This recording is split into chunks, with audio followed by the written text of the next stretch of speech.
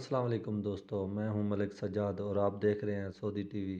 دوستو، آج 7 مارچ بروز اتوار کو سعودی عرب میں کرونا وائرس کے حوالے سے جو پابندیاں لگائی گئی تھی، آج وہ سب ختم کر دی گئیں۔ اس کے علاوہ سول ایویشن اتھارٹی کا کہنا ہے سعودی عرب کی مختلف ٹیموں نے کوسٹ کا دورہ کیا، جس سے جو دیگر پابندیاں تھیں انٹرنیشنل فلائٹس وہ بھی جلد بحال ہو جائیں گی۔